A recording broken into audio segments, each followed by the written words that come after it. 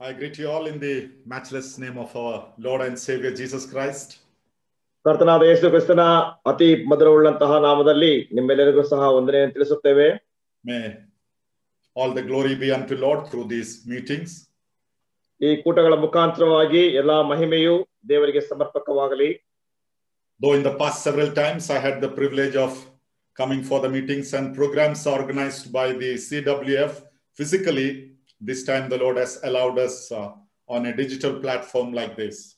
ಕಳೆದ ಅನೇಕ ಬಾರಿ ನಾನು ವೈಯಕ್ತಿಕವಾಗಿ ಶಾರೀರಿಕವಾಗಿ CWF ಅರೇಂಜ್ ಮಾಡಿದಂತಹ ಅನೇಕ ಕೂಟಗಳಲ್ಲಿ ಬಂದು ಮಾತನಾಡಿದಂತಹ ಸಮಯಗಳಿದ್ದರೂ ಸಹ ಈ ಸಾರಿ ಈ ರೀತಿಯಾಗಿ ಒಂದು ಮಾಧ್ಯಮದ ಮುಖಾಂತರವಾಗಿ ಮಾತನಾಡಲಿಕ್ಕಾಗುವಂತೆ ಕರ್ತನು ಅನುಮತಿಸಿದ್ದಾನೆ. In spite of the restrictions and the difficulties, I praise God. God has enabled us to listen to the word of God and have the fellowship in this manner during these days. ಕಷ್ಟಗಳ ಮಧ್ಯದಲ್ಲಿಯೂ ಮತ್ತು ಅನೇಕ ರೀತಿಯಾದಂತಹ ನಿರ್ಬಂಧಗಳಿದ್ದಾಗಿಯೂ ಸಹ ಈ ರೀತಿಯಾದಂತಹ ರೀತಿಯಲ್ಲಿ ಕರ್ತನ ಸೇವೆಯನ್ನು ಮಾಡ್ಲಿಕ್ಕಾಗುವಂತೆ ಕರ್ತನು ನಮಗೆ ಸಹಾಯ ಮಾಡಿದ್ದಾನೆ. ಅದಕ್ಕೋಸ್ಕರವಾಗಿ ನಾವು ದೇವರಿಗೆ ಸ್ತೋತ್ರ ಸಲ್ಲಿಸ್ತೇವೆ. I thank the responsible brethren of the CWF for giving me an opportunity to serve you in this way. ಈ ರೀತಿಯಲ್ಲಿ ಸೇವೆಯನ್ನು ಮಾಡ್ಲಿಕ್ಕಾಗುವಂತೆ CWF ನವರು ನನಗೆ ಕೊಟ್ಟಂತ ಅವಕಾಶಕ್ಕೋಸ್ಕರವಾಗಿ ನಾನು ಅವರಿಗೆ ವಂದನೆಯನ್ನು ತಿಳಿಸುವಂತನಾಗಿದ್ದೇನೆ. As it has been already announced, the topic or the title for our message I have given is Appear Before the Judgment Seat of Christ. ಈಗಾಗಲೇ ಹೇಳಲ್ಪಟ್ಟಂತೆ announce ಮಾಡಲ್ಪಟ್ಟಂತ ರೀತಿಯಲ್ಲಿ ನಾನು ಈ ಒಂದು ಕೂಟಕ್ಕೋಸ್ಕರವಾಗಿ ಕೊಟ್ಟಂತಹ ಶೀರ್ಷಿಕೆ ಕ್ರಿಸ್ತನ ನ್ಯಾಯಾಸನದ ಮುಂದೆ ಕಾಣಿಸಿಕೊಳ್ಳಿರಿ. I would like to read the title verse initially before we proceed into the body of the message. ಈ ಸಂದೇಶದ ಮುಖ್ಯಾಂಶಕ್ಕೋಸ್ಕರವಾಗಿ ಹೋಗುವುದಕ್ಕಿಂತ ಮುಂಚಿತವಾಗಿ ಶೀರ್ಷಿಕೆಯ ವಾಕ್ಯ ಭಾಗವನ್ನ ನಾನು ಓದಲಿಕ್ಕೆ ಇಷ್ಟಪಡುತ್ತೇನೆ. The book of 2 Corinthians chapter 5 and verse 10. ಕೊರಿಂಥದವರಿಗೆ ಬರೆದ 2ನೇ ಪತ್ರಿಕೆ 5ನೇ ಅಧ್ಯಾಯದ 10ನೇ ವಚನ. For we must all appear before the judgment seat of Christ, that each one may receive the things done in the body according to what he has done, whether good or bad. ಯಾಕೆಂದರೆ ಪ್ರತಿಯೊಬ್ಬನು ತನ್ನ ದೇಹದ ಮೂಲಕ ನಡೆಸಿದ ಒಳ್ಳೆಯದಕ್ಕಾಗಲಿ ಕೆಟ್ಟದಕ್ಕಾಗಲಿ ಸರಿಯಾಗಿ ಪ್ರತಿಫಲವನ್ನು ಹೊಂದುವುದಕ್ಕೋಸ್ಕರ ನಾವೆಲ್ಲರೂ ಕ್ರಿಸ್ತನ ನ್ಯಾಯಾಸನದ ಮುಂದೆ ಯಥಾಸ್ಥಿತಿಯಲ್ಲಿ ಕಾಣಿಸಿಕೊಳ್ಳಬೇಕು. This will be the key verse for our entire study today, and please do bear this verse in your mind. ಈ ದಿನದ ಸಂಪೂರ್ಣವಾದ ಅಧ್ಯಯನದಕ್ಕೋಸ್ಕರವಾಗಿ ಇದು ನಮಗೆ ಒಂದು ಕೀಲಿ ವಚನವಾಗಿರ್ತದೆ ಅಥವಾ ಪ್ರಾಮುಖ್ಯವಾದಂತಹ ವಚನ ಭಾಗವಾಗಿರ್ತದೆ. ಅದರಿಂದ ದಯಮಾಡಿ ಇದನ್ನ ನಿಮ್ಮ ಮನಸ್ಸಿನಲ್ಲಿ ಇಟ್ಟುಕೊಂಡಿರಿ. Though I may tell few facts about the judgment seat of Christ, my actual subject is not the judgment seat of Christ. ಕ್ರಿಸ್ತನ ನ್ಯಾಯಾಸನದ ಕುರಿತಾಗಿ ಕೆಲವು ಸತ್ಯಾಂಶಗಳನ್ನು ನಾನು ಹೇಳಿದಾಗ್ಯೂ ಸಹ ನನ್ನ ಪ್ರಾಮುಖ್ಯವಾದಂತಹ ಸಂದೇಶ ಕ್ರಿಸ್ತನ ನ್ಯಾಯಾಸನ ಎಂಬುದಾಗಿರುವಂತಹ ಸಂದೇಶವಲ್ಲ. But appear before the judgment seat of Christ. ಆದ್ರೆ ಕ್ರಿಸ್ತನ ನ್ಯಾಯಾಸನದ ಮುಂದೆ ಕಾಣಿಸಿಕೊಳ್ಳಬೇಕು. I probably would keep this message more practical than to be much theological. ಈ ಒಂದು ಸಂದೇಶವನ್ನ ದೈವಶಾಸ್ತ್ರೀಯಕ್ಕಿಂತಲೂ ಸಹ ಹೆಚ್ಚಾಗಿ ಪ್ರಾಯೋಗಿಕವಾಗಿ ನಾನು ಇದನ್ನು ಇಟ್ಟುಕೊಳ್ಳಲಿಕ್ಕೆ ಇಷ್ಟವುಳ್ಳಂತನಾಗಿದ್ದೇನೆ. We know we are living in a world which is advancing very fast. ನಾವು ಜೀವಿಸ್ತಾ ಇರುವಂತಹ ಲೋಕ ಬಹಳ ವೇಗವಾಗಿ ಅದು ಮುಂದುವರಿಯುತ್ತಾ ಇರುವಂತದ್ದು. The most unpredictable fact is the mind of man and the actions of man. ಅನೇಕ ಊಹಿಸಲಿಕ್ಕೆ ಅಸಾಧ್ಯವಾದಂತಹ ಅಥವಾ ಹೇಳಲಿಕ್ಕೆ ಅಶಕ್ಯವಾದಂತಹ ವಿಷಯಗಳು ಮನುಷ್ಯನ ಮನಸ್ಸಿನಲ್ಲಿಯೂ ಮತ್ತು ಮನುಷ್ಯನ ಕ್ರಿಯೆಗಳಲ್ಲಿ ಸಹ ನಡೆಯುತ್ತಾ ಇವೆ. Evil and wickedness are not only in the people of the world, but it is also creeping into the Christendom in the modern days. ದುಷ್ಟತನ ಮತ್ತು ಕೆಟ್ಟತನ ಎನ್ನುವಂಥದ್ದು ಪ್ರಪಂಚದಲ್ಲಿ ಅಥವಾ ಲೋಕದಲ್ಲಿ ಮಾತ್ರವೇ ಅಲ್ಲದೆ ಕ್ರೈಸ್ತತ್ವದಲ್ಲಿಯೂ ಮತ್ತು ಕ್ರಿಸ್ತಿಯ ಲೋಕದಲ್ಲಿಯೂ ಸಹ ತೆವಳುತ್ತಾ ಬರುತ್ತಾ ಇವೆ.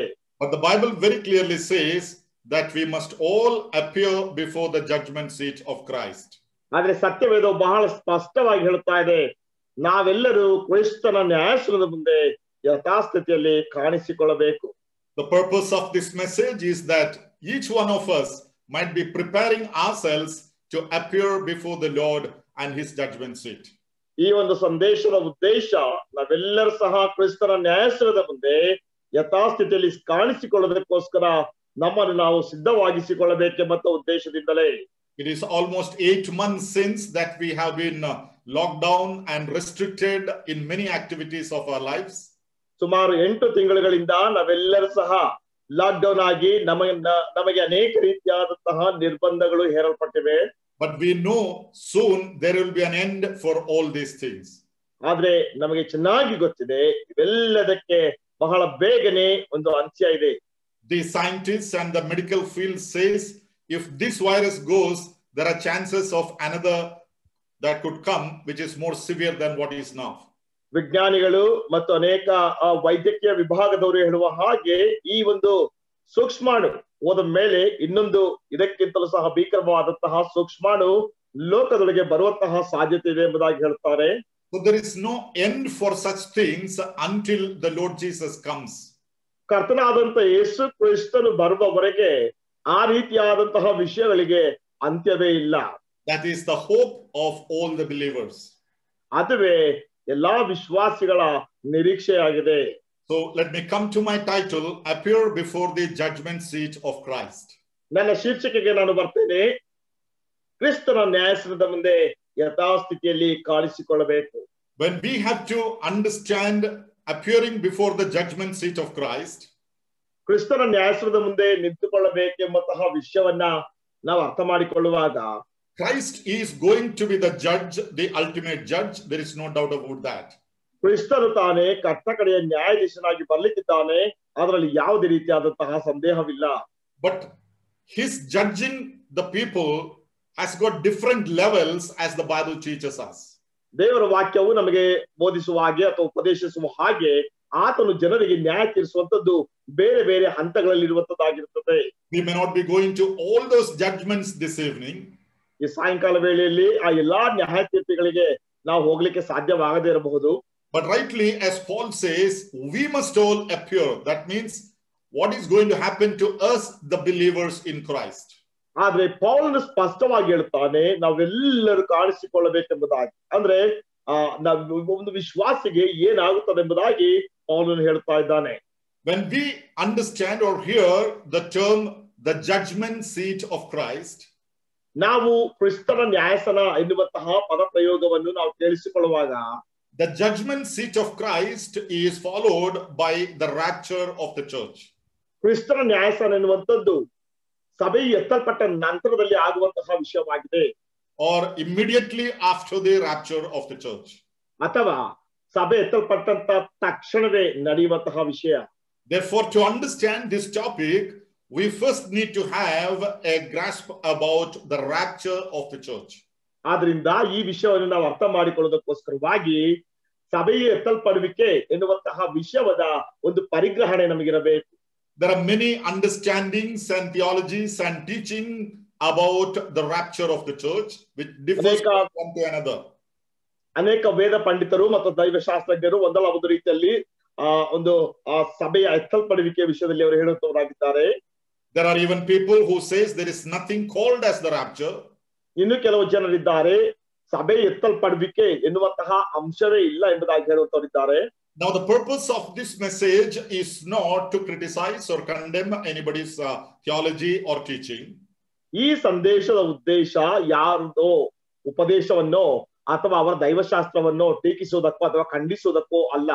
But just to understand what the Bible says about it and why we believe so.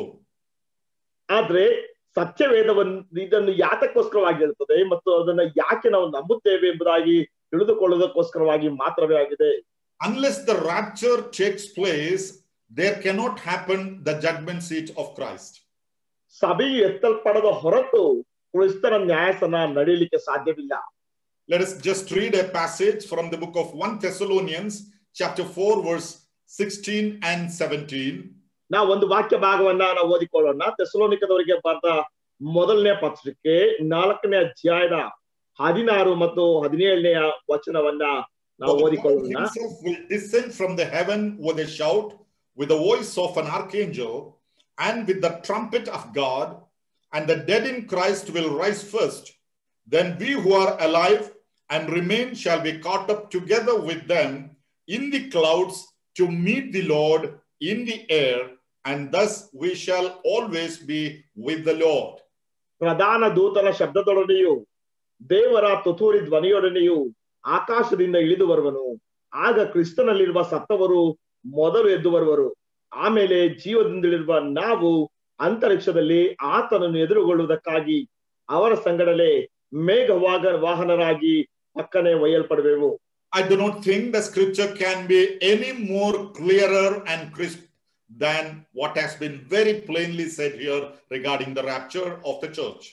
ಸಭೆಯ ಎತ್ತಲ್ಪಡುವಿಕೆಯ ವಿಷಯದಲ್ಲಿ ಇಲ್ಲಿ ಬಹಳ ಸ್ಪಷ್ಟವಾಗಿ ದೇವರ ವಾಕ್ಯವು ಹೇಳಲ್ಪಟ್ಟಂತ ರೀತಿಯಲ್ಲಿ ಬೇರೆ ಇನ್ನೂ ಹೆಚ್ಚಾಗಿ ಅಥವಾ ಇದಕ್ಕಿಂತ ಉತ್ತಮವಾಗಿ ಹೇಳಲ್ಪಡ್ಲಿಕ್ಕೆ ಸಾಧ್ಯ ಎಂಬುದಾಗಿ ನನಗೆ ಅನ್ನಿಸುವುದಿಲ್ಲ.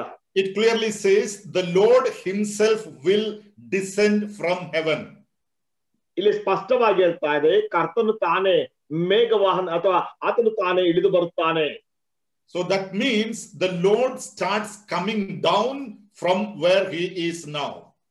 ಅದರ ಅರ್ಥವೇನೆಂದ್ರೆ ಈಗ ಆತನು ಎಲ್ಲಿದ್ದಾನೋ ಅಲ್ಲಿಂದ ಇಳಿದು ಬರಲಿಕ್ಕೆ ಪ್ರಾರಂಭಿಸುತ್ತಾನೆ. Then it says we will be caught up to meet the Lord in the air. ಅನಂತರದಲ್ಲಿ ನಾವು ನೋಡ್ತೇವೆ ಮೇಘವಾಹನರಾಗಿ ಪಕ್ಕನೆ ಒಯ್ಯಲ್ಪಡುವೆವು. ಯಾಕಂದ್ರೆ ಆತನನ್ನು ಭೇಟಿ ಆಗುವುದಕ್ಕೋಸ್ಕರವಾಗಿ. So we understand clearly we the believers will start going upward when the Lord will start coming downward. ವಿಶ್ವಾಸಿಗಳಾದಂತಹ ನಾವು ಅರ್ಥ ಮಾಡಿಕೊಳ್ಳಬೇಕು ಕರ್ತನು ಕೆಳಕ್ಕೆ ಬರುವಂತಹ ಸಮಯದಲ್ಲಿ ನಾವು ವಿಶ್ವಾಸಿಗಳಾದಂತಹ ನಾವುಗಳು ಆತನನ್ನು ಎದುರುಗೊಳ್ಳುವುದಕ್ಕೆ ಮೇಲಕ್ಕೆ ನಾವು ಒಯ್ಯಲ್ಪಡುತ್ತೇವೆ. And that clearly explains there is a rapture, a deliverance for the bodies of the saints from this earth. ಅದು ಸ್ಪಷ್ಟವಾಗಿ ಹೇಳ್ತದೆ ಒಂದು ಎತ್ತಲ್ಪಡುವಿಕೆ ಇದೆ. ಆ ಎತ್ತಲ್ಪಡುವಿಕೆಯಿಂದಾಗಿ ದೇವ ಜನರ ಆ ಒಂದು ದೇಹಗಳು ಈ ಲೋಕದಿಂದ ವಿಮೋಚನೆಯಾಗುತ್ತವೆ. And that is the anticipation of all the saints, the believers in the New Testament church. ಹೊಸ ಒಡಂಬಡಿಕೆಯಲ್ಲಿರುವಂತಹ ಎಲ್ಲಾ ವಿಶ್ವಾಸಿಗಳ ಒಂದು ಪ್ರತಿಕ್ರಿಯೆ ಅದಾಗಿರುತ್ತದೆ.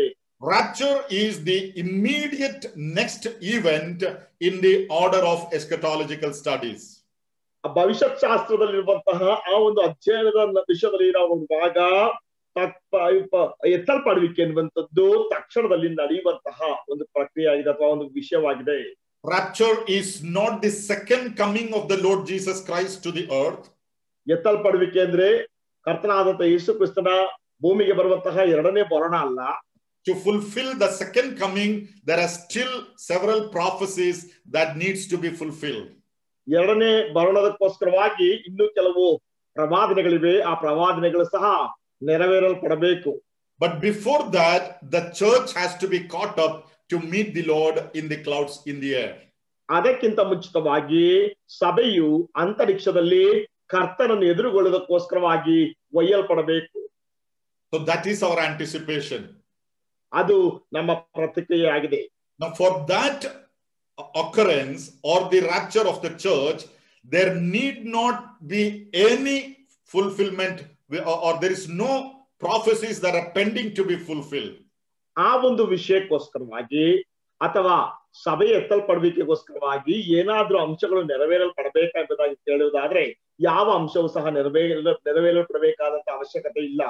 That can happen right now, right this night or any time in the will of the Lord. ಅದು ಈ ಕ್ಷಣದಲ್ಲಿ ಅಥವಾ ಈ ರಾತ್ರಿ ವೇಳೆಯಲ್ಲಿ ಅಥವಾ ಕರ್ತನ ಚಿತ್ತಕ್ಕನುಸಾರವಾಗಿ ಯಾವಾಗ ಬೇಕಾದ್ರೂ ಸಹ ನಡೆಯಲಿಕ್ಕೆ ಸಾಧ್ಯ. That is why we emphasize that we be ready to appear before the judgment seat of Christ anytime. ಅದಕ್ಕೋಸ್ಕರವಾಗಿ ನಾವು ಒತ್ತಾಯಿಸಿ ಹೇಳುವಂತಹ ಮಾತೇನೆಂದ್ರೆ ಕ್ರಿಸ್ತನ ನ್ಯಾಯಾಸನದ ಮುಂದೆ ನಿಲ್ಲುವುದಕ್ಕೋಸ್ಕರವಾಗಿ ನಾವು ಯಾವಾಗಲೂ ಸಹ ಸಿದ್ಧರಾಗಿರಬೇಕು. Paul further talks about this in the book of Philippians chapter 3 verse 20 and 21.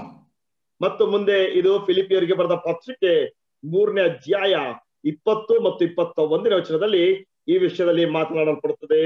For our citizenship is in heaven, from which we also eagerly wait for the Savior, the Lord Jesus Christ, who will transform our lowly body that it may be conformed to his glorious body, according to the working by which he is able even to subdue all things to himself. ಕರ್ತನಾದ ಯೇಸು ಕ್ರಿಸ್ತನು ಅಲ್ಲಿಂದಲೇ ರಕ್ಷಕನಾಗಿ ಬರುವುದನ್ನು ಎದುರು ನೋಡುತ್ತಾ ಇದ್ದೇವೆ.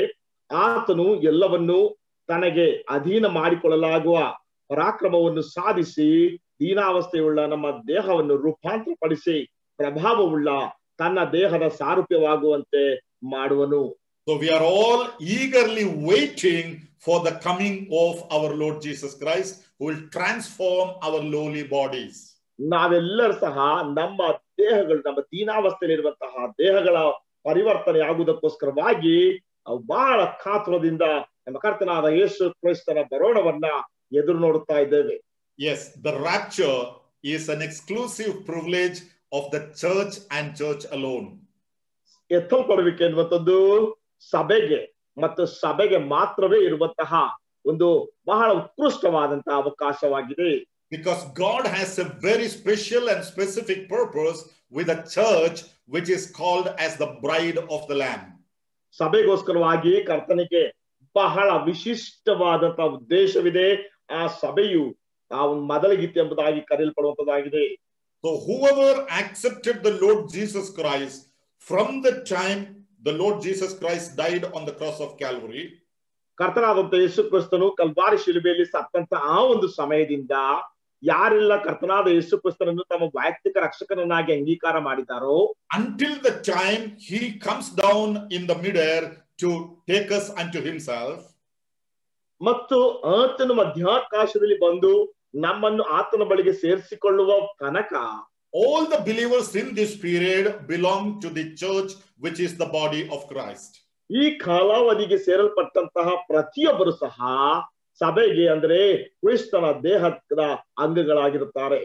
Anyone who is not in the body of Christ or the members of the church of God, they are not coming under this category of rapture. ಯಾರಾದರೂ ಸಭೆಯ ಅಂಗಗಳಾಗಿಲ್ಲದಿದ್ದರೆ ಅಥವಾ ಕ್ರಿಸ್ತನಲ್ಲಿ ನಿರೀಕ್ಷೆ ಅಥವಾ ಭರವಸೆ ಇಲ್ಲದಿದ್ದರೆ ಅವರು ಈ ಒಂದು ಗುಂಪಿಗೆ ಅಥವಾ ಈ ಒಂದು ವಿಭಾಗಕ್ಕೆ ಅವರು ಸೇರಲ್ಪಡುವುದಿಲ್ಲ. Now, why is the Lord taking only the church unto himself at the rapture? ಎತ್ತಲ್ಪಡುವಿಕೆಯಲ್ಲಿ ಕರ್ತನು ಸಭೆಯನ್ನು ಮಾತ್ರ ಯಾಕೆ ತೆಗೆದುಕೊಳ್ಳುತ್ತಾನೆ? Why is he going, or why are we going to appear before his judgment seat after the rapture? ಎತ್ತಲ್ಪಟ್ಟ ನಂತರ ನಾವು ಮಾತ್ರವೇ ಯಾಕೆ ಆತನ ನ್ಯಾಯಾಸನದ ಮುಂದೆ ಕಾಣಿಸಿಕೊಳ್ಳುತ್ತೇವೆ? Now we see the church is called as the bride of Christ or the bride of the Lamb. ನಾವು ನೋಡ್ತೇವೆ ಸಭೆಯು ಕ್ರಿಸ್ತನ ಮೊದಲಗಿತ್ತಿ ಅಥವಾ ಯಜ್ಞದ ಕುರಿಯಾದಾತನ ಮೊದಲಗಿತ್ತಿ ಎಂಬುದಾಗಿ ಕರೆಯಲ್ಪಡುತ್ತದೆ. If you think about a marriage, ಒಂದು ವಿವಾಹದ ಕುರಿತಾಗಿ ನೀವು ಆಲೋಚಿಸುವುದಾದರೆ, we know how we prepare the bride to meet the bridegroom. ಮೊದಲಿಂಗನನ್ನು ಭೇಟಿಯಾಗುವುದಕ್ಕೋಸ್ಕರವಾಗಿ ಮೊದಲಗಿತ್ತಿಯನ್ನು ಹೇಗೆ ನಾವು ಸಿದ್ಧಪಡಿಸ್ತೇವೆ ಎಂಬುದಾಗಿ ನಮಗೆ ಗೊತ್ತು. Obviously in different cultures it may be different. ಒಂದು ವೇಳೆ ವಿಭಿನ್ನವಾದಂತಹ ಸಂಸ್ಕೃತಿಯಲ್ಲಿ ಬೇರೆ ಬೇರೆ ಆಗಿರಬಹುದು.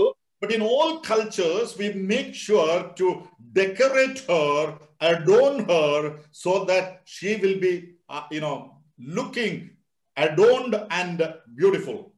ಆದ್ರೆ ಎಲ್ಲಾ ಸಂಸ್ಕೃತಿಯಲ್ಲಿಯೂ ಸಹ ಆ ಮೊದಲಗಿತ್ತಿಯನ್ನ ಬಹಳ ಶೃಂಗರಿಸಿ ಅಲಂಕರಿಸಿ ಆಕೆಯು ಮೊದಲಿಂಗನನ್ನ ಭೇಟಿಯಾಗುವಂತೆ ನಾವು ನೋಡಿಕೊಳ್ಳುತ್ತೇವೆ. He will look extremely beautiful on that day of her marriage. ಆ ದಿನ ಆಕೆ ವಿವಾಹದ ದಿನ ಆಕೆಯು ಬಹಳಷ್ಟು ಸುಂದರವಾಗಿ ಕಾಣುತ್ತಾಳೆ. So what is going to happen immediately after the rapture? ಎತ್ತಲ್ಪಟ್ಟ ನಂತರ ತಕ್ಷಣದಲ್ಲಿ ಏನಾಗ್ಲಿಕ್ಕಿದೆ? The Lord is preparing the church to be married to the Lamb, that is to be the bride of Christ. ಕರ್ತನು ಸಭೆಯನ್ನು ಆ ಯಜ್ಞದ ಕುರಿಯಾದಾತನಿಗೆ ವಿವಾಹವಾಗುವುದಕ್ಕೋಸ್ಕರವಾಗಿ ಸಿದ್ಧಪಡಿಸುತ್ತಾ ಇದ್ದಾನೆ. So when we appear before the judgment seat of Christ, ನಾವು ಕ್ರಿಸ್ತನ ನ್ಯಾಯಾಸನದ ಮುಂದೆ ಕಾಣಿಸಿಕೊಂಡಾಗ it is not the condemnation, but it is the decoration that we are going to receive there. ಅಲ್ಲಿ ನಾವು ಪಡೆದುಕೊಳ್ಳುವಂಥದ್ದು ಅಥವಾ ನಾವು ಸ್ವೀಕರಿಸುವಂಥದ್ದು ದಂಡನೆಯಲ್ಲ, ಅಥವಾ ಅದು ಅಲಂಕೃತವಾಗಿದೆ ಅಥವಾ ಅಲಂಕಾರವಾಗಿದೆ. If you see a military marriage or defense personnel. ಒಂದು ನೀವು ಒಂದು ಮಿಲಿಟರಿಯ ಒಂದು ವಿವಾಹವನ್ನ ಅಥವಾ ಸೈನ್ಯದಲ್ಲಿ ಇರುವಂತವರ ವಿವಾಹವನ್ನು ನೋಡುವುದಾದ್ರೆ, this soldier who is getting married will ಸೈನಿಕ ವಿವಾಹವಾಗುವಂತಹ ಸೈನಿಕನು, he will be putting on all the medals and the awards that he has received on that day and decorate himself. ಆ ದಿನದಲ್ಲಿ ಅಂದ್ರೆ ವಿವಾಹವಾಗುವಂತಹ ದಿನದಲ್ಲಿ ಆತನು ಸೈನ್ಯದಲ್ಲಿ ಪಡೆದುಕೊಂಡಂತಹ ಎಲ್ಲಾ ರೀತಿಯಾದಂತಹ ಪದಕಗಳನ್ನ ತನ್ನ ದೇಹದ ಮೇಲೆ ಹಾಕಿಕೊಂಡು ತನ್ನನ್ನು ಆತನು ಅಲಂಕಾರ ಮಾಡಿಕೊಂಡಿರುತ್ತಾನೆ. So that is what is going to happen when we appear before the judgment seat of Christ. ನಾವು ಕ್ರಿಸ್ತನ ನ್ಯಾಯಾಸನದ ಮುಂದೆ ಕಾಣಿಸಿಕೊಳ್ಳುವಾಗ ಇದೇ ಸಂಗತಿ ಅಥವಾ ಇದೇ ರೀತಿಯಾದಂತಹ ಸಂಗತಿಯೇ ನಡೆಯುವಂತದ್ದಾಗಿದೆ. We will be rewarded, which in the English translation calls as the crowns. ಅದ್ ನಾವು ಇಂಗ್ಲಿಷ್ ಭಾಷೆಯಲ್ಲಿ ಕಿರೀಟಗಳೆಂಬುದಾಗಿ ಕರೆಯಲ್ಪಡುವಂತಹ ಕಿರೀಟಗಳಿಂದ ನಾವು ಬಹುಮಾನಿಸಲ್ಪಡುತ್ತೇವೆ. So let us prepare ourselves, for that rapture can be any moment, even now. ಅದರಿಂದ ಆ ಒಂದು ಎತ್ತಲ್ಪಡೋದಕ್ಕೆ ಯಾವ ಸಂದರ್ಭದಲ್ಲಿ ಆಗಿರ್ಬೋದು, ಈಗಲೂ ಸಹ ಆಗಿರ್ಬೋದು, ಅದಕ್ಕೋಸ್ಕರವಾಗಿ ನಮ್ಮನ್ನು ನಾವು ಸಿದ್ಧಪಡಿಸಿಕೊಂಡಿರೋಣ. Let me come to the same verse, 2 Corinthians chapter 5 and verse 1, our key verse. ನಮ್ಮ ಕೀಲಿ ವಚನವಾದಂತಹ ಕೊರಿಂಥದವರಿಗೆ ಬರೆದ 2ನೇ ಪತ್ರಿಕೆ 5ನೇ ಅಧ್ಯಾಯದ 10ನೇ ವಚನಕ್ಕೆ ನಾನು ಬರ್ತೇನೆ. And the second factor I want to share here is the judgment seat of Christ. ಇಲ್ಲಿ ನಾನು ಹೇಳಲಿಕ್ಕಿರುವಂತಹ 2ನೇ ಸತ್ಯಾಂಶ ಕ್ರಿಸ್ತನ ನ್ಯಾಯಾಸನ. That passage clearly says we must all appear before the judgment seat of Christ. ಆ ವಾಕ್ಯ ಬಹಳ ಸ್ಪಷ್ಟವಾಗಿ ಹೇಳುತ್ತದೆ, ನಾವೆಲ್ಲರೂ ಸಹ ಕ್ರಿಸ್ತನ ನ್ಯಾಯಾಸನದ ಮುಂದೆ ಯಥಾಸ್ಥಿತಿಯಲ್ಲಿ ಕಾಣಿಸಿಕೊಳ್ಳಬೇಕು. What is the judgment seat of Christ? ಕ್ರಿಸ್ತನ ನ್ಯಾಯಾಸನ ಅಂದ್ರೆ ಏನು? The judgment seat of Christ is translated from the word bima. ಕ್ರಿಸ್ತನ ನ್ಯಾಯಾಸನ ಎನ್ನುವಂತಹ ಪದವು ಭೀಮ ಎನ್ನುವಂತಹ ಪದದಿಂದ ಭಾಷಾಂತರ ಮಾಡಲ್ಪಟ್ಟಿದೆ. The literal meaning of that word bima is an elevated seat.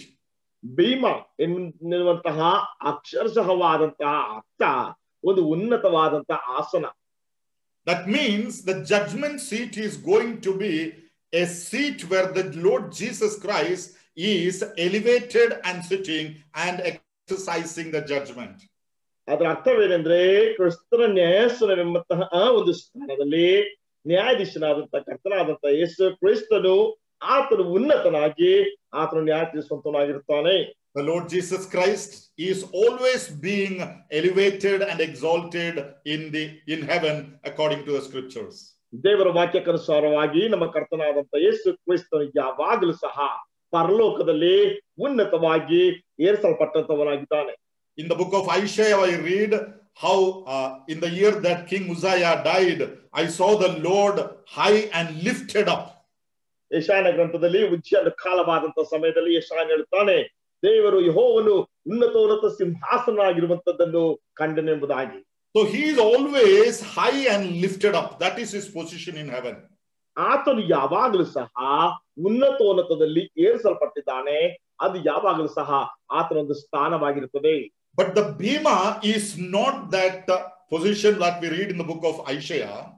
ಆದ್ರೆ ಭೀಮ ನಾವು ಯೆಶಾಯನ ಗ್ರಂಥದಲ್ಲಿ ಓದುವಂತಹ ಆ ರೀತಿಯಲ್ಲಿ ಅಲ್ಲ. It is an event that will take place somewhere in the midair. ಆದ್ರೆ ಈ ಒಂದು ಘಟನೆ ಮಧ್ಯಾಕಾಶದಲ್ಲಿ ಎಲ್ಲಿಯೋ ಒಂದು ಕಡೆ ನಡೆಯುವಂತಹ ವಿಷಯವಾಗಿದೆ. Because we read, he himself will come down and we shall be going up to meet the Lord in the air. ಯಾಕೆಂದ್ರೆ ನಾವು ಈ ರೀತಿಯಾಗಿ ಹೋಗ್ತೇವೆ, ಆತನು ತಾನೇ ಇಳಿದು ಬರ್ತಾನೆ, ನಾವು ಮೇಲಕ್ಕೆ ಏರಿ ಹೋಗ್ತೇವೆ ಆತನನ್ನು ಭೇಟಿ ಆಗುವುದಕ್ಕೋಸ್ಕರವಾಗಿ. So when we read the term air, it refers to the space. ನಾವು ಈ ಒಂದು ಆಕಾಶ ಎಂಬುದಾಗಿ ಹೇಳುವಂತಹ ಸಮಯದಲ್ಲಿ ಅದು ಪರಿಸರ ಅಥವಾ ವಾತಾವರಣ ಎಂಬುದಾಗಿ ನೋಡುತ್ತೇವೆ. It is open. We exactly cannot pinpoint how far from the earth it will be. ಅದು ಬಹಿರಂಗವಾದಂತದ್ದು. ನಾವು ಎಂದಿಗೂ ಸಹ ಇಲ್ಲಿ ಭೂಮಿಯಿಂದ ಎಷ್ಟು ದೂರ ಎಂಬುದಾಗಿ ಗುರುತಿಸಿ ಹೇಳಲಿಕ್ಕೆ ಸಾಧ್ಯವಿಲ್ಲ. But it is much higher somewhere in the air. ಅದು ಖಂಡಿತವಾಗಿ ಸಹ ಬಹಳ ಉನ್ನತವಾದಂತದ್ದು ಎಲ್ಲಿಯೋ ಆಕಾಶದಲ್ಲಿ. So when the Lord Jesus Christ came down to this earth in his first coming, ಮೊದಲನೇ ಸಾರಿ ಕರ್ತನಾದಂತ ಯೇಸು ಕ್ರಿಸ್ತನು ಈ ಭೂಮಿಗೆ ಬಂದಾಗ, he lived among the people, or in the midst of the people. ಆತನು ಜನರ ಮಧ್ಯದಲ್ಲಿ ಅಥವಾ ಪ್ರಜೆಗಳ ಮಧ್ಯದಲ್ಲಿ ವಾಸ ಮಾಡಿದನು. He moved right among the people or in the midst of the people. ಆತನು ಜನರ ಮಧ್ಯದಲ್ಲಿ ಅಥವಾ ಪ್ರಜೆಗಳ ಮಧ್ಯದಲ್ಲಿ ಚಲಿಸಿದನು.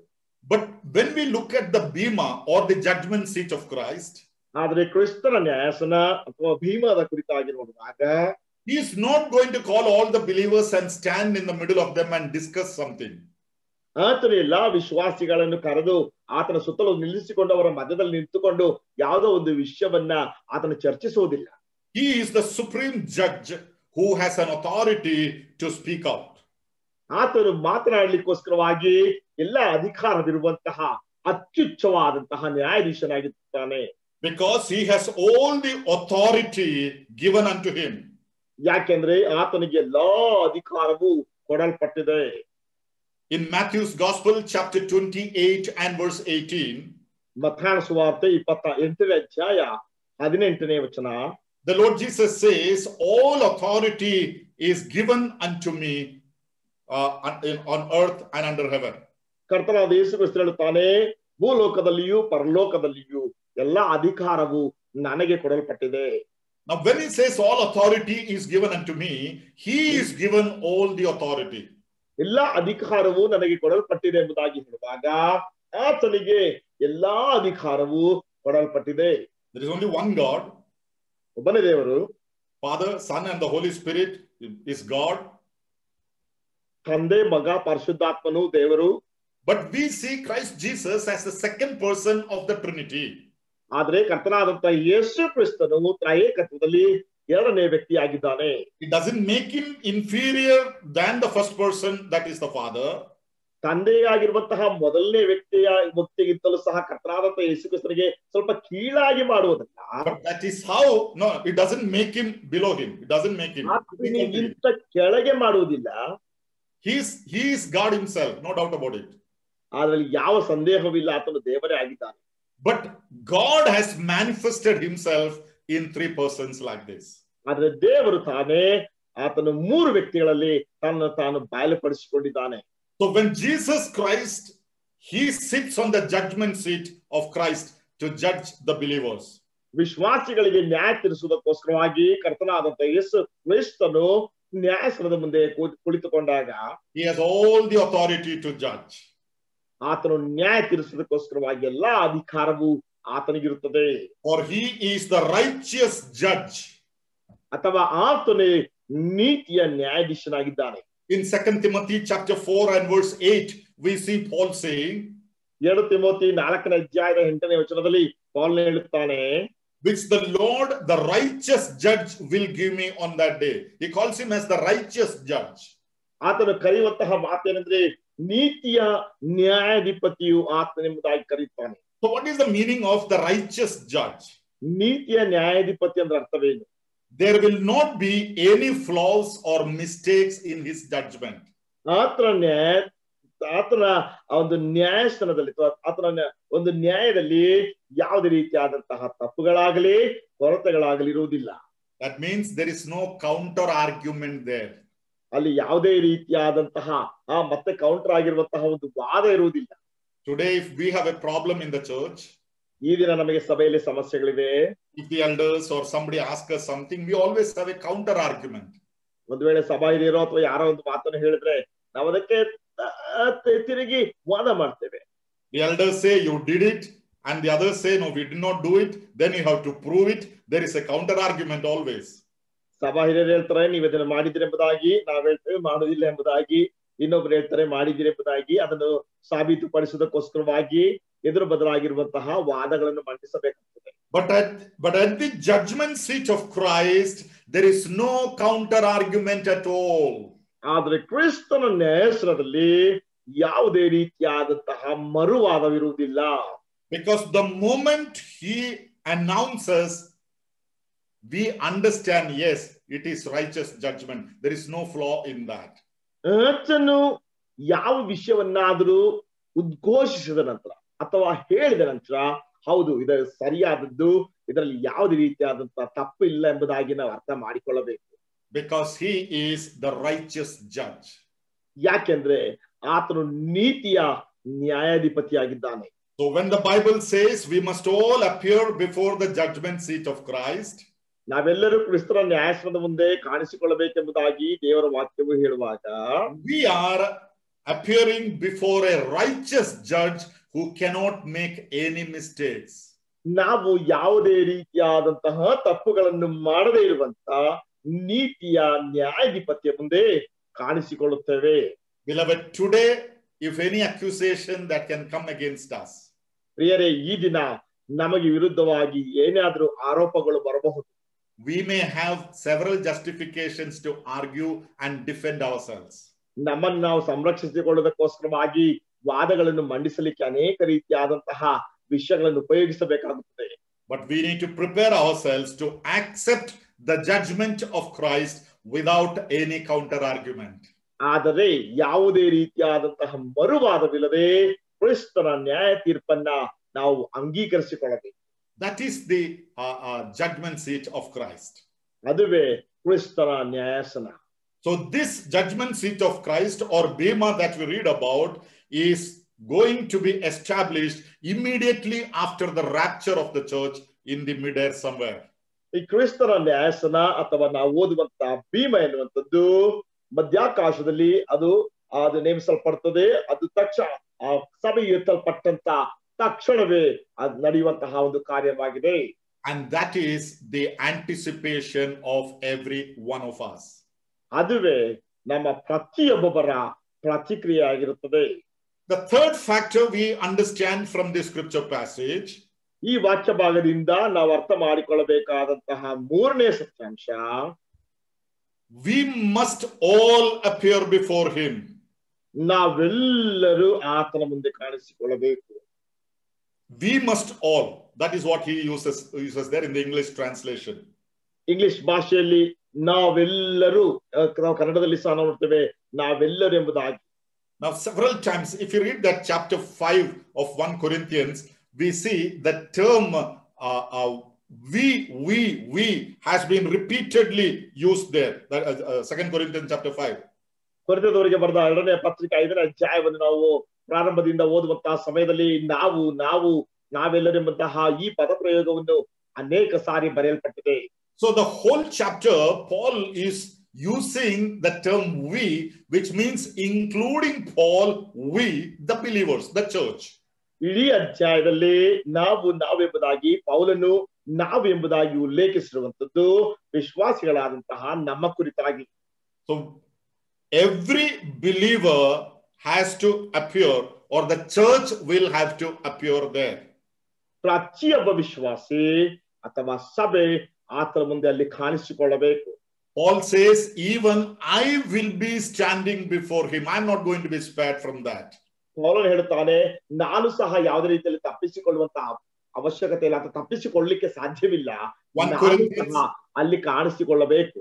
If you read 1 Corinthians chapter 4 verse 4 and 5, 1 ಕೊರಿಂಥ 4ನೇ ಅಧ್ಯಾಯ 4 ಮತ್ತು 5ನೇ ವಚನವನ್ನು ನಾವು ಓದುವಾಗ, for I know of nothing against myself, yet I am not justified by this, but he who judges me is the Lord. Therefore judge nothing before the time, until the Lord comes, who will both bring to light the hidden things of darkness and reveal the counsels of the hearts. Then each one's praise will come from God. ನನ್ನಲ್ಲಿ ದೋಷವಿದೆ ಎಂದು ನನ್ನ ಬುದ್ಧಿಗೆ ತೋರುವುದಿಲ್ಲವಾದರೂ ದೋಷವಿಲ್ಲದವನೆಂಬ ನಿರ್ಣಯ ಇದರಿಂದ ಆಗುವುದಿಲ್ಲ. ನನ್ನನ್ನು ವಿಚಾರಣೆ ಮಾಡುವವನು ಕರ್ತನೇ. ಆದುದರಿಂದ ಕಾಲಕ್ಕೆ ಮೊದಲು ಯಾವುದನ್ನು ಕುರಿತು ತೀರ್ಪು ಮಾಡಬೇಡಿರಿ. ಕರ್ತನು ಬರುವ ತನಕ ತಡೆಯಿರಿ. ಆತನು ಕತ್ತಲೆಯಲ್ಲಿರುವ ಗುಪ್ತ ಕಾರ್ಯಗಳನ್ನು ಬೆಳಕಿಗೆ ತರುವನು, ಹೃದಯದ ಯೋಚನೆಗಳನ್ನು ಪ್ರತ್ಯಕ್ಷಪಡಿಸುವನು. ಆ ಕಾಲದಲ್ಲಿ ಪ್ರತಿಯೊಬ್ಬನಿಗೆ ಬರತಕ್ಕ ಹೊಗಳಿಕೆಯೂ ದೇವರಿಂದ ಬರುವುದು. Now look at this passage, what Paul is trying to explain. ಈ ಒಂದು ವಾಕ್ಯ ಭಾಗವನ್ನು ನೋಡ್ರಿ, ಪೌಲನು ಏನನ್ನು ವಿವರಿಸಲಿಕ್ಕೆ ಪ್ರಯತ್ನಿಸುತ್ತಾ ಇದ್ದಾನೆಂಬುದಾಗಿ. I know of nothing against myself. ನನಗೆ ವಿರುದ್ಧವಾಗಿ ನನಗೆ ಏನು ಇಲ್ಲ ಎಂಬುದಾಗಿ ನನಗೆ ಗೊತ್ತಿದೆ. Maybe this is what we all say sometimes. ಕೆಲವು ಸಾರಿ ನಾವೆಲ್ಲರೂ ಸಹ ಇದನ್ನು ಹೇಳ್ತೇವೆ. I don't find anything wrong with me. ನನ್ನಲ್ಲಿ ಏನು ತಪ್ಪಿಲ್ಲ. We always find wrong with others, isn't it? ನಾವ್ ಯಾವಾಗಲೂ ಇತರರೊಟ್ಟಿಗೆ ತಪ್ಪನ್ನು ಕಂಡುಹಿಡಿತೇವಲ್ವಾ? There is nothing wrong with me. I find no wrong with me.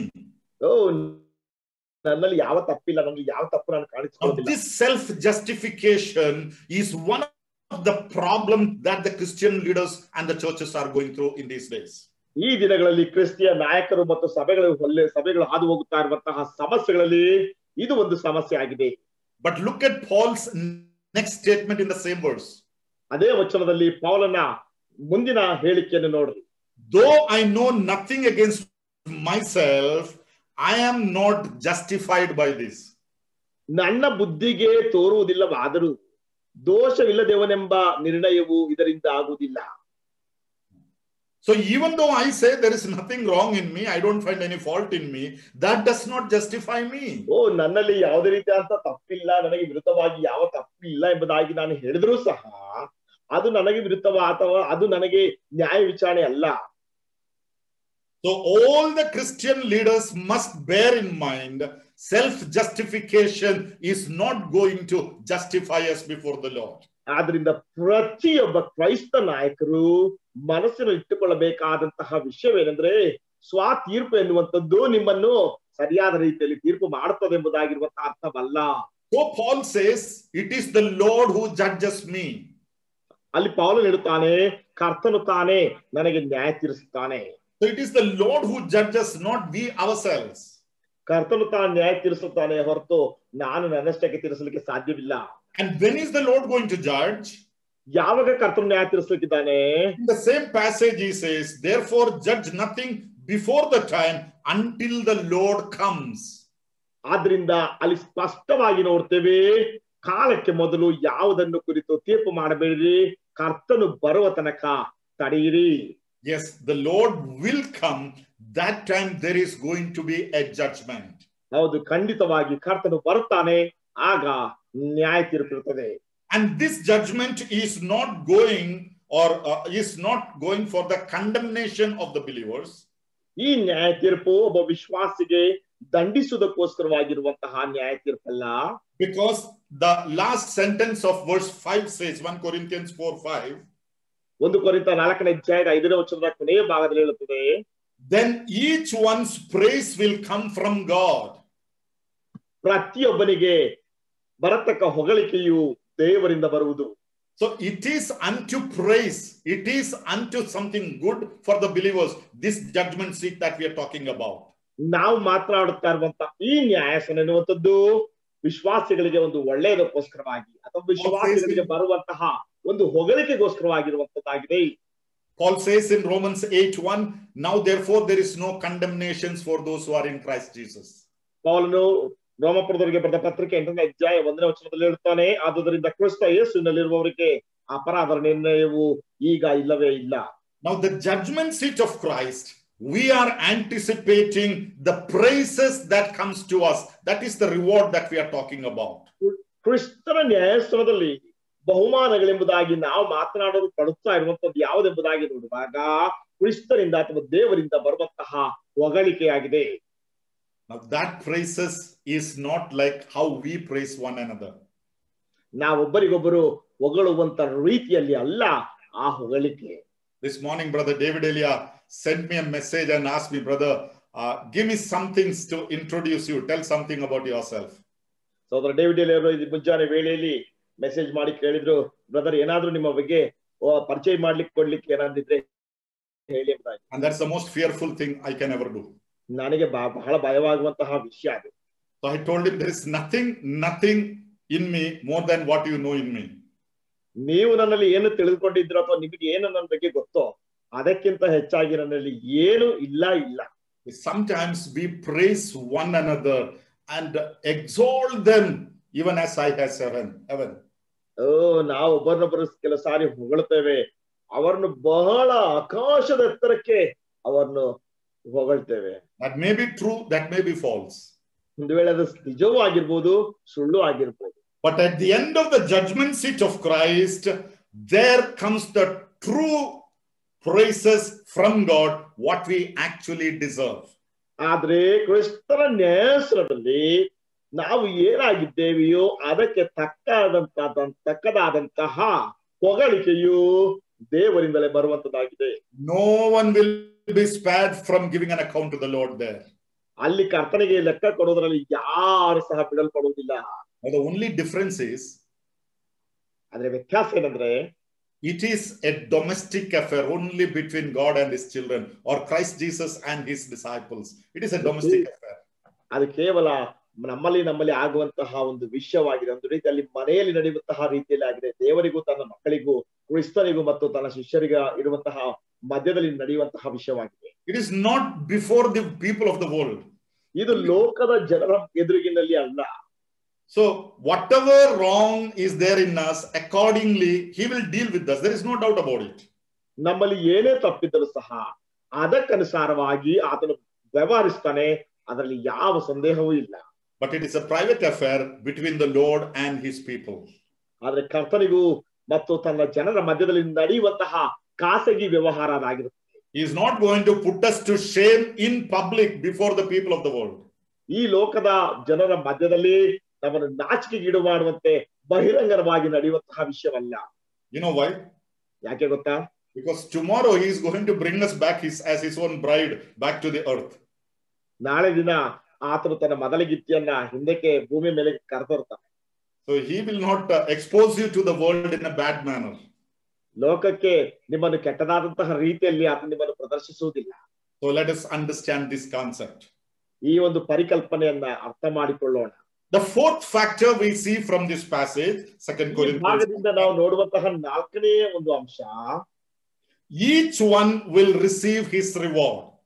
ಪ್ರತಿಯೊಬ್ಬನು ತನಗೆ ಬರ್ತಕ್ಕಂತ ಬಹುಮಾನವನ್ನು ಪಡೆದುಕೊಳ್ಳುತ್ತಾನೆ. Now note that phrase, each one, that has been mentioned in that verse. ಆ ವಚನದಲ್ಲಿ ಹೇಳಲ್ಪಟ್ಟಂತ ಪ್ರತಿಯೊಬ್ಬನು ಎನ್ನುವಂತಹ ವಿಷಯವನ್ನ ಗಮನಿಸಿ. That means the judgment seat of Christ is not going to be church-wise or group-wise. It is individual appearance before the Lord. ಕ್ರಿಸ್ತನ ನ್ಯಾಯಸ್ಥಾನ ಎನ್ನುವಂಥದ್ದು ಒಂದು ಗುಂಪಾಗಿ ಆಗಲಿ ಒಂದು ಸಭೆಯಾಗಿ ಆಗಲಿ ನಡೆಯುವಂಥದ್ದಲ್ಲ. ಅದು ಪ್ರತಿಯೊಬ್ಬ ವ್ಯಕ್ತಿಗತವಾಗಿ ನಡೆಯುವಂತಹ ವಿಷಯವಾಗಿದೆ. Church is such a massive body. How is he going to meet everybody individually and judge? ಸಭೆ ಎನ್ನುವಂಥದ್ದು ಅಷ್ಟು ದೊಡ್ಡ ವಿಸ್ತಾರವಾದಂಥದ್ದಾಗಿದೆ. ಪ್ರತಿಯೊಬ್ಬ ವ್ಯಕ್ತಿಯನ್ನು ಆತನ ಹೇಗೆ ಸಂಧಿಸಲಿಕ್ಕೆ ಸಾಧ್ಯ? That may be our logical doubt sometimes, isn't it? ಒಂದು ವೇಳೆ ಅದು ನಮ್ಮ ತಾರ್ಕಿಕವಾದಂತಹ ಸಂದೇಹವಾಗಿರ್ಬೋದಲ್ವಾ? So we think maybe he will call us as a church and the elders will answer. So I can be quiet there. ನಾವೊಂದು ಕೆಲಸ ಅಂದುಕೊಳ್ಳಬಹುದು, ಸಭೆಯಾಗಿ ಆತನು ನಮ್ಮ ಸಭಾ ಹಿರಿಯರನ್ನು ಕರೀತಾನೆ, ನಾವಲ್ಲಿ ಸುಮ್ಮನೆ ನಿಂತುಕೊಂಡಿರ್ಬೋದು. Or he will call us as families and daddy will answer, so I am safe. ಅಥವಾ ಆತನು ಕುಟುಂಬವಾಗಿ ಕರೆಯುವಾಗ ನಮ್ಮ ಅಪ್ಪ ಉತ್ತರ ಕೊಡ್ತಾನೆ, ನಾನ್ ಸುಮ್ಮನೆ ನಿಂತುಕೊಂಡಿರ್ಬೋದು. No, the Bible very clearly says each one may receive. Each one. That means it is individual, not a mass judgment. ಸತ್ಯವೇದ ಬಹಳ ಸ್ಪಷ್ಟವಾಗಿ ಇರ್ತದೆ, ಪ್ರತಿಯೊಬ್ಬರು ಪಡೆದುಕೊಳ್ಳುತ್ತಾರೆ ಎಂಬುದಾಗಿ. ಅದು ವೈಯಕ್ತಿಕವಾದಂಥದ್ದೇ ಹೊರತು ಗುಂಪಾಗಿರುವಂತದಲ್ಲ. It's so clear there. ಅಲ್ಲಿ ಬಹಳ ಸ್ಪಷ್ಟವಾಗಿದೆ. Each one has to give an account. It's an individual appearing before the Lord. ಪ್ರತಿಯೊಬ್ಬನು ಲೆಕ್ಕ ಕೊಡಬೇಕು. ಪ್ರತಿಯೊಬ್ಬರು ವೈಯಕ್ತಿಕವಾಗಿ ಕರ್ತನ ಮುಂದೆ ನಿಂತುಕೊಳ್ಳಬೇಕು. I exactly don't know. The Bible doesn't say how he is going to exercise that. ಅದು ಹೇಗೆ ಬರ್ತದೆ ಅಥವಾ ಹೇಗೆ ಆಗ್ತದೆ ಎಂಬುದಾಗಿ ಖಂಡಿತವಾಗಿ ನಿಮಗೆ ಸರಿಯಾಗಿ ಗೊತ್ತಿಲ್ಲ. But we know there is a full 7 years time for the Lord to complete it. ನಮಗೆ ಗೊತ್ತಿದೆ ಅದನ್ನು ಪೂರ್ತಿ ಮಾಡಲಿಕ್ಕೆ ಕರ್ತನಿಗೆ 7 ವರ್ಷಗಳ ಸಂಪೂರ್ಣ ಸಮಯ ಇರ್ತದೆ. Because from the time of the rapture until the Lord's coming back to this earth with his bride, there is a 7 years period. ಸಭೆ ಎತ್ತಲ್ಪಡುವಿಕೆಯಿಂದ ಕರ್ತನು ತನ್ನ ಮೊದಲಿಗೆಯೊಟ್ಟಿಗೆ ಈ ಭೂಮಿಗೆ ಬರುವ ತನಕ 7 ವರ್ಷಗಳ ಕಾಲಾವಧಿ ಇದೆ. So he has enough time. Don't worry about that. He will manage it in that time. ನೀವು ದಯಮಾಡಿ ತಲೆ ಕೆಡಿಸ್ಕೊಳ್ಬೇಡಿ. ಆತನಿಗೆ ಬಹಳಷ್ಟು ಸಮಯ ಇದೆ, ಸಾಕಷ್ಟು ಸಮಯ ಇದೆ. ಆತನ ಅದನ್ನು ನಿರ್ವಹಿಸ್ತಾನೆ. But individually, everyone will receive the reward. ಪ್ರತಿಯೊಬ್ಬರು ಸಹ ವೈಯಕ್ತಿಕವಾಗಿ ಬಹುಮಾನಗಳನ್ನು ಪಡೆದುಕೊಳ್ಳುತ್ತಾರೆ. Matthew's Gospel chapter 10 and verse 42 says, ಮತ್ತಾಯನ ಸುವಾರ್ತೆ 10ನೇ ಅಧ್ಯಾಯ 42ನೇ ವಚನ ಹೇಳುತ್ತದೆ, whoever gives one of these little ones only a cup of cold water in the name of a disciple, assuredly I say to you, he shall by no means lose his reward. ಈ ಚಿಕ್ಕವರಲ್ಲಿ ಯಾವನಿಗಾದ್ರೂ ಒಂದು ತಂಬಿಗೆ ತಣ್ಣೀರನ್ನು ಕೊಟ್ಟರೂ ಸಹ ನೀವು ಅದಕ್ಕೆ ಬರತಕ್ಕಂತ ಪ್ರತಿಫಲವನ್ನ ಕಳೆದುಕೊಳ್ಳುವುದಿಲ್ಲ ಎಂಬುದಾಗಿ ನಾನು ಹೇಳುತ್ತೇನೆ. When we think about the judgment seat of Christ, ನಾವು ಕ್ರಿಸ್ತನ ನ್ಯಾಯಸ್ಥಾನದ ಕುರಿತಾಗಿ ಆಲೋಚನೆ ಮಾಡುವಾಗ there is a difference between the inheritance and the rewards. ಅಲ್ಲಿ ನಾವು ಸ್ವಾಸ್ಥ್ಯವಾಗಿ ಪಡೆದುಕೊಂಡದ್ದಕ್ಕೂ ಬಹುಮಾನಕ್ಕೂ ವ್ಯತ್ಯಾಸ ಇದೆ. Inheritance is the birthright of every child. ಸ್ವಾಸ್ಥ್ಯಕ್ಕೆ ಪ್ರತಿಯೊಬ್ಬರಿಗೂ ಸಹ ಅದು ಜನ್ಮಸಿದ್ಧ ಹಕ್ಕು. We are all born as the children. ನಾವೆಲ್ಲರೂ ಸಹ ಮಕ್ಕಳಾಗಿ ಹುಟ್ಟಿದ್ದೇವೆ. So naturally we have an inheritance to our father's inheritance or property. ಆದ್ದರಿಂದ ನಮ್ಮ ತಂದೆಯ ಆಸ್ತಿಯಲ್ಲಿ ಅಥವಾ ನಮ್ಮ ತಂದೆಯ ಸ್ವತ್ತಲ್ಲಿ ನಮ್ಮೆಲ್ಲರೂ ಸಹ ಪಾಲುಗಾರಿಕೆ ಇದೆ. So we all have a place in heaven, no doubt. If you are a believer, if you are born again, you all have a place in heaven, no doubt. ನೀವು ಹೊಸದಾಗಿ ಹುಟ್ಟಿದ್ರೆ, ನೀವು ಒಬ್ಬ ವಿಶ್ವಾಸಿ ಆಗಿದ್ರೆ ನೀವೆಲ್ಲರೂ ಸಹ ಪರಲೋಕದಲ್ಲಿ ಇರ್ತೀರಿ, ಯಾವ ಸಂದೇಹವೂ ಇಲ್ಲ. But reward is something that you need to earn in this life. ಆದ್ರೆ ಬಹುಮಾನ ಎನ್ನುವುದನ್ನ ನೀವು ಈ ಲೋಕದಲ್ಲಿ ಸಂಪಾದಿಸಿಕೊಳ್ಳಬೇಕಾಗುತ್ತದೆ. That depends on how you conduct yourself. ಅದು ನಿಮ್ಮನ್ನು ನೀವು ಹೇಗೆ ನಡೆದುಕೊಳ್ಳುತ್ತೀರಿ ಎಂಬುದರ ಮೇಲೆ ಆಧಾರವಾಗಿರುತ್ತದೆ. Paul explains it in 1 Corinthians chapter 3. ಅದನ್ನ ಪೌಲನು ಕೊರಿಂಥದವರಿಗೆ ಬರೆದ ಮೊದಲನೇ ಪತ್ರಿಕೆ 3ನೇ ಅಧ್ಯಾಯದಲ್ಲಿ ವಿವರಿಸ್ತಾನೆ. If you read 1 Corinthians chapter 3 and verse 15, ಕೊರಿಂಥದವರಿಗೆ ಬರೆದ ಮೊದಲನೇ ಪತ್ರಿಕೆ 3ನೇ ಅಧ್ಯಾಯದ 15ನೇ ವಚನದಲ್ಲಿ ನಾವು ನೋಡ್ತೇವೆ, ಒಬ್ಬನು ಕಟ್ಟಿದ್ದು ಸುಟ್ಟು ಹೋದರೆ ಅವನಿಗೆ ಸಂಬಳವು ನಷ್ಟವಾಗುವುದು, ತಾನಾದರೂ ರಕ್ಷಣೆ ಹೊಂದುವನು, ಆದರೆ ಬೆಂಕಿಯೊಳಗಿಂದ ತಪ್ಪಿಸಿಕೊಂಡವನ ಆಗಿರುವನು. Now this is where he talks about how these rewards will be given. ಈ ಬಹುಮಾನಗಳು ಹೇಗೆ ಕೊಡಲ್ಪಡುತ್ತವೆ ಎಂಬುದಾಗಿ ಈ ರೀತಿಯಾಗಿ ಅವನು ಮಾತನಾಡುತ್ತಾನೆ. If your work is burned, you yourself will be saved as though you are saved from the fire. ನಿಮ್ಮ ಕೆಲಸವು ನಷ್ಟವಾಗುವುದಾದ್ರೆ ನೀವು ರಕ್ಷಣೆ ಹೊಂದುತ್ತೀರಿ, ನೀವು ಹೇಗಿರ್ತೀರಿ ಎಂಬುದಾಗಿ ನೋಡುವಾಗ ನೀವು ಬೆಂಕಿಯಿಂದ ತಪ್ಪಿಸಿಕೊಂಡವನ ಹಾಗಿರುತ್ತೀರಿ. That means he talks about a fire in which each one's work will be tested. ಆತನು ಹೀಗೆ ಮಾತನಾಡುತ್ತಾನೆ, ಬೆಂಕಿ ಪ್ರತಿಯೊಬ್ಬೊಬ್ಬರ ಕೆಲಸವನ್ನು ಪರಿಶೋಧಿಸುವ ಬೆಂಕಿ ಎಂಬುದಾಗಿ ಅವನು ಮಾತನಾಡುತ್ತಾನೆ. This fire is not the unquenchable fire of the hell. That is different. ಈ ಬೆಂಕಿಯು ಆರಿಸಲಿಕ್ಕೆ ಆಗದೇ ಇರುವಂತಹ ನರಕದ ಅಗ್ನಿ ಅಲ್ಲ, ಇದು ಬೇರೆ, ಇದು ವ್ಯತ್ಯಸ್ತವಾದದ್ದು. This is a purifying fire. ಇದು ಶುದ್ಧೀಕರಿಸುವಂತಹ ಬೆಂಕಿ. Each man's work will be tested in that. ಪ್ರತಿಯೊಬ್ಬನ ಕೆಲಸವು ಅದರಲ್ಲಿ ಪರೀಕ್ಷಿಸಲ್ಪಡುತ್ತದೆ.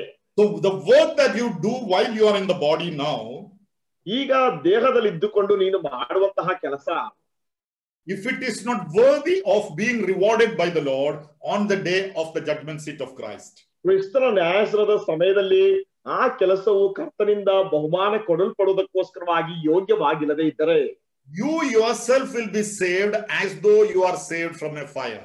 ನೀವು ರಕ್ಷಿಸಲ್ಪಡುತ್ತೀರಿ ಹೇಗೆ ಎಂಬುದಾಗಿ ನೋಡುವಾಗ ಬೆಂಕಿಯೊಳಗಿಂದ ತಪ್ಪಿಸಿಕೊಂಡವನ ಹಾಗೆ. Beloved, I want to tell one factor here. ಬೇರೆ ಒಂದು ಸತ್ಯಾಂಶವನ್ನು ನಾನು ನಿಮಗೆ ಹೇಳ್ತೇನೆ. When a house is caught fire, ಒಂದು ಮನೆ ಬೆಂಕಿಯಿಂದ ಆವರಿಸಲ್ಪಟ್ಟಿದೆ, the fire engine or the fire department will come to rescue the people. ಆ ಒಂದು ಅಗ್ನಿಶಾಮಕ ದಳದವರು ಬಂದು ಜನರನ್ನ ಕಾಪಾಡಲಿಕ್ಕೆ ಅವರು ಪ್ರಯತ್ನಿಸ್ತಾ ಇದ್ದಾರೆ. And the priority is not to save what you have in the house, but to save the people alone. ಆದ್ರೆ ಅಲ್ಲಿರುವಂತ ಆದ್ಯತೆ ಮನೆಯೊಳಗೆ ನೀವು ಏನ್ ಇಟ್ಟಿದ್ದೀರೋ ಅಲ್ಲ, ಆದ್ರೆ ಅಲ್ಲಿರುವಂತಹ ಮನೆಯೊಳಗಿಂತ ಜನರನ್ನು ರಕ್ಷಿಸುವಂತದ್ದೇ ಆದ್ಯತೆ ಆಗಿರುತ್ತದೆ. So we need to be very careful in understanding this. ಇದನ್ನ ಅರ್ಥ ಮಾಡಿಕೊಳ್ಳೋದಕ್ಕೆ ನಾವು ಬಹಳ ಎಚ್ಚರಿಕೆಯುಳ್ಳವರಾಗಿರಬೇಕು. When we do our services, our works while in the body here, ನಾವು ಈ ದೇಹದಲ್ಲಿ ಇದ್ದುಕೊಂಡು ಈ ಭೂಮಿಯ ಮೇಲೆ ನಾವು ಮಾಡುವಂತಹ ಕೆಲಸವಾಗಲಿ ಸೇವೆಯಾಗಲಿ, if it burns, it does not stand when the Lord tests our works.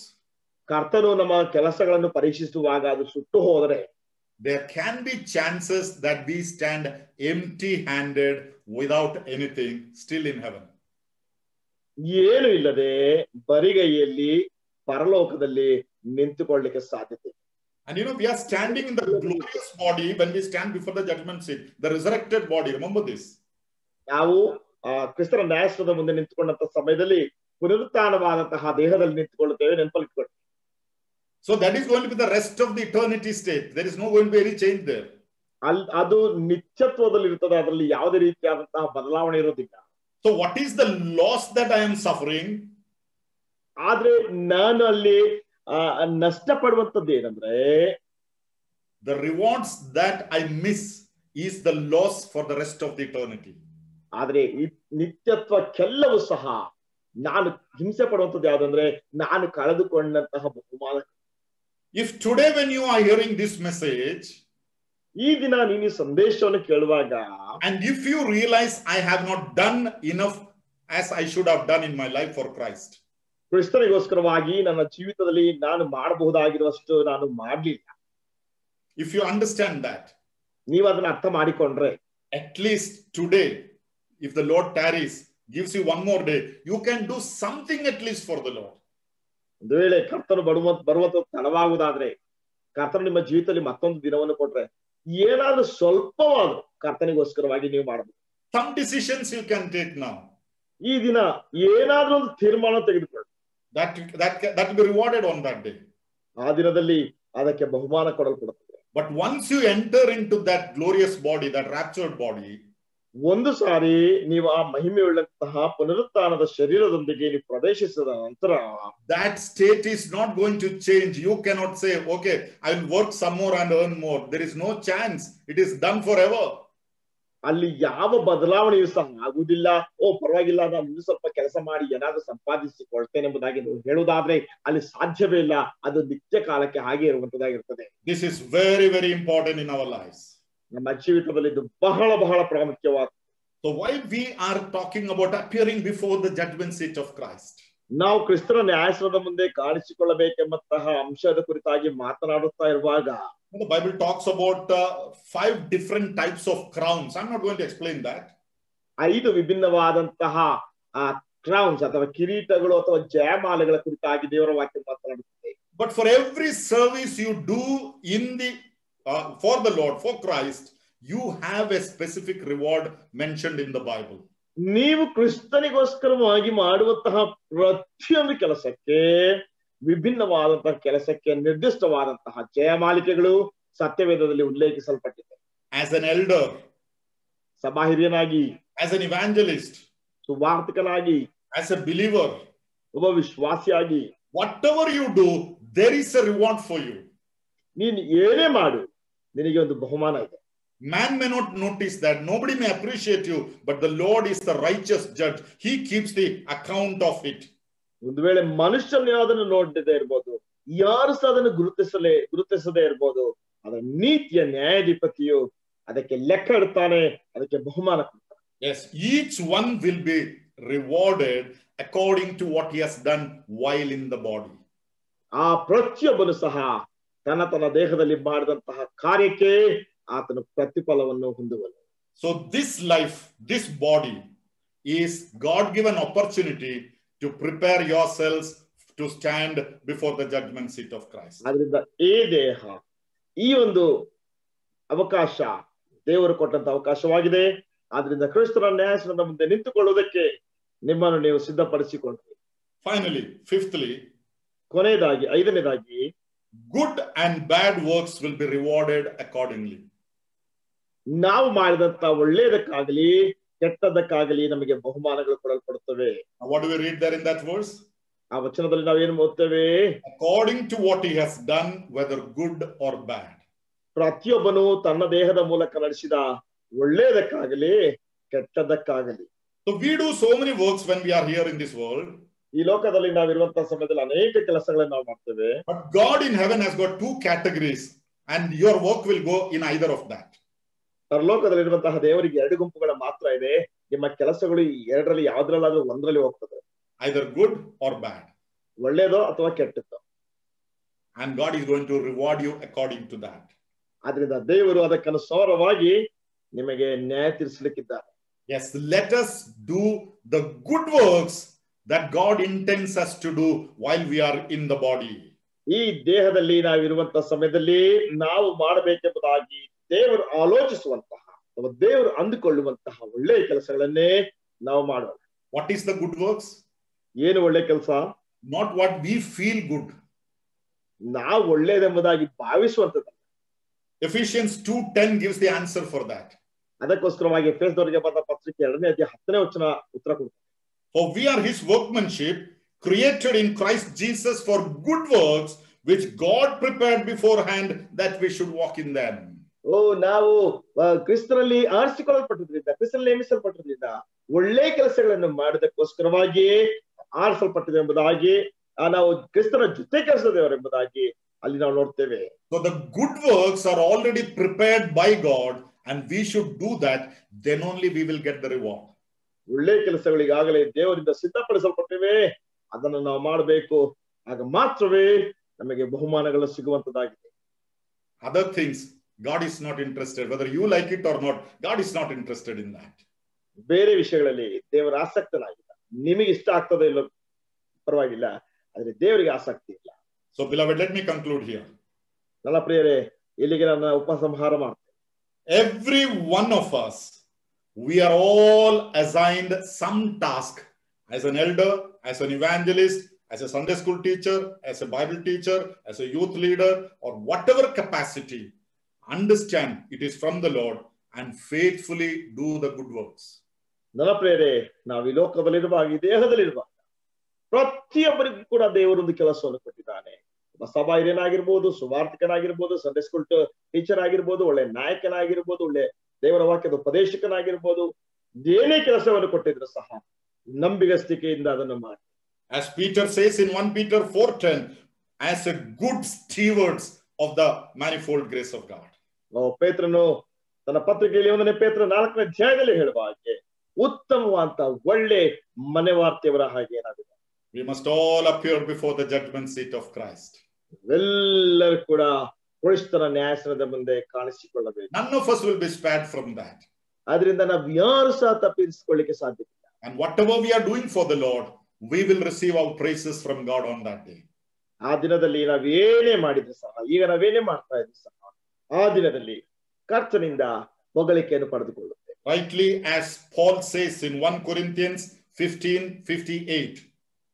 1 ಕೊರಿಂಥ 15ನೇ ಅಧ್ಯಾಯ 58ನೇ ವಚನದಲ್ಲಿ ಪೌಲನು ಹೇಳುವ ಹಾಗೆ, your labor is not in vain in the Lord. ನಿಮ್ಮ ಪ್ರಯಾಸ ಕ್ರಿಸ್ತನಲ್ಲಿ ವ್ಯರ್ಥವಾಗಿಲ್ಲ. Yes, let us continue to labor. It is not in vain, but we definitely have a reward at the judgment seat of Christ. ನಾವು ಕ್ರಿಸ್ತನಿಗೋಸ್ಕರವಾಗಿ ಪ್ರಯಾಸ ಪಡೋಣ, ನಮ್ಮ ಪ್ರಯಾಸ ವ್ಯರ್ಥವಾಗುವುದಿಲ್ಲ, ನಮಗೆ ಕ್ರಿಸ್ತನ ನ್ಯಾಯಾಸನದಲ್ಲಿ ಬಹುಮಾನಗಳು ಸಿಗುತ್ತವೆ. May his name be glorified. Thank you for this opportunity. God bless you all. ಕರ್ತನ ನಾಮಕ್ಕೆ ಸ್ತೋತ್ರ ಉಂಟಾಗಲಿ. ಈ ಅವಕಾಶಕ್ಕೋಸ್ಕರವಾಗಿ ಸ್ತೋತ್ರ. ದೇವ ನಿಮ್ಮನ್ನು ಆಶೀರ್ವದಿಸಲಿ.